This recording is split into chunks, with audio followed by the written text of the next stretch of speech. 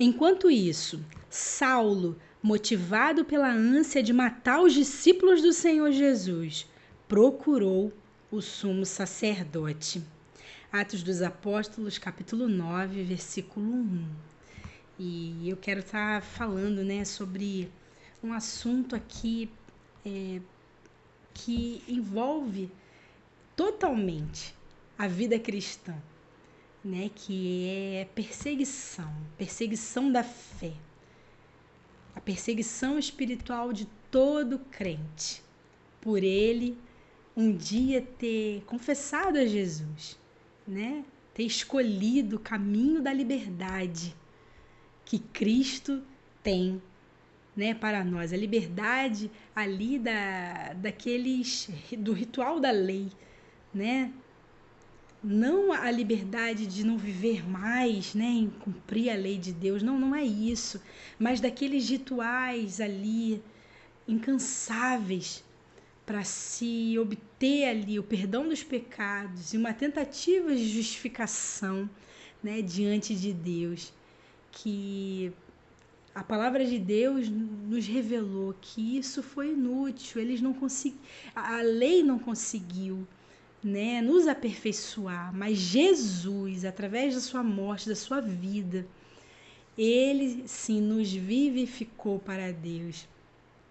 E quando um cristão ele decide, viver para o Senhor Jesus, ele passa sim a sofrer uma perseguição, não só a perseguição espiritual, mas uma perseguição, no meio ali do seu país, às vezes dentro da sua família, no meio da sua parentela, entre os seus amigos, seus conhecidos, porque essas pessoas elas não querem, com que os seus abandonem os seus deuses, Isso para eles é uma afronta.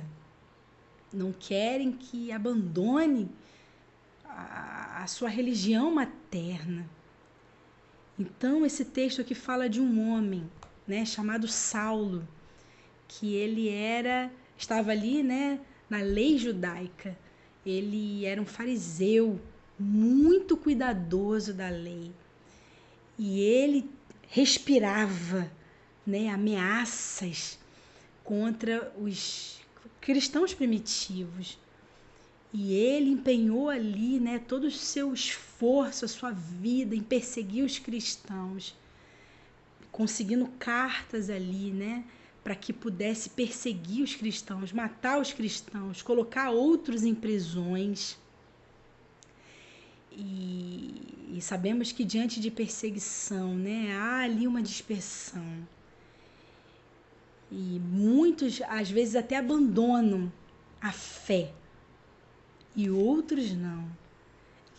Quando entendem que verdadeiramente, Cristo orientou, disse que essas coisas aconteceriam. Eles avançariam, essas pessoas ainda avançam ainda mais, e na sua vida, no seu chamado, para conquistar outros para Jesus. Então, aqui fala de um homem, que se colocou ali como o faraó dos cristãos, impedindo com que aqueles cristãos judeus, não saíssem da sua religião materna, porque eles não aceitavam isso, não aceitavam que Jesus, ele era o intermediário entre Deus e os homens, ele era o sumo sacerdote mais perfeito e eficaz. E, irmãos, eu quero trazer essa mensagem, para você que às vezes está vivendo uma grande dificuldade por causa da fé, ou que ainda não viveu, vai viver, ainda não experimentou na pele o que é ser perseguido pela fé em Jesus. E com isso eu quero trazer essa mensagem para que você não desista, porque o que vai determinar a sua liberdade, não são a vontade dos nossos opressores, mas o empenho da minha vida em servir a Jesus. Porque quando nós não vivemos ali, né, a prática da nossa fé, nós ficamos paralisados. E aquele meio, aquele sistema, ele cresce diante de nós. E ali começamos a enfraquecer, nós não produzimos frutos. Então, aquela confissão que um dia fizemos a Jesus, né, para Ele ser o nosso Senhor e o nosso Salvador, ela começa a perder o efeito na nossa vida, porque aquele contexto, né, o contexto que nós estamos vivendo de idolatria, de práticas, né, estou falando isso para cada sociedade. Aqui no Brasil nós temos, né, uma sociedade tão idólatra, e muitas vezes essas práticas elas tentam, né, entrar ocultamente, secretamente dentro da igreja do Senhor e ali, né, nos prender, fazer com que a gente volte às práticas antigas e a gente fuja completamente do propósito de Cristo. Foi para a liberdade que Cristo nos libertou. Foi para isso que Ele nos chamou, né? Para vivermos uma vida com Ele. Através do sangue de Jesus, nós temos o perdão dos nossos pecados. E nós não precisamos, né, voltar àquelas práticas, né, aquela devoção que nós tínhamos aos ídolos para obtermos alguma bênção, obtermos principalmente a salvação. Então eu quero trazer com essa mensagem, né, irmãos, algo aqui muito interessante sobre a perseguição, que pessoas, né, elas são levantadas por Satanás nesse tempo e buscam orientações, né, com sacerdotes do diabo para estar ali atrapalhando o avanço da igreja, sabe? Para estar impedindo você, né, que se converteu a Jesus, para estar agindo, né, como verdadeiros faraós desse tempo, mas que você, né, possa se levantar e posicionar ali na sua fé em Jesus e possa viver uma vida completamente dedicada a Ele, ainda que sofra perseguições, que você não fuja dos ensinos de Cristo, porque a nossa luta, né? Mais uma vez eu digo, eu sempre lembro isso, né? Porque o Senhor tem me dado uma mensagem que ela mexe muito com o mundo espiritual, de tudo aquilo que estamos vivendo no Brasil e muitos não estão percebendo, né? E essa mensagem, ela vem, né, para levantar você, não para deixar você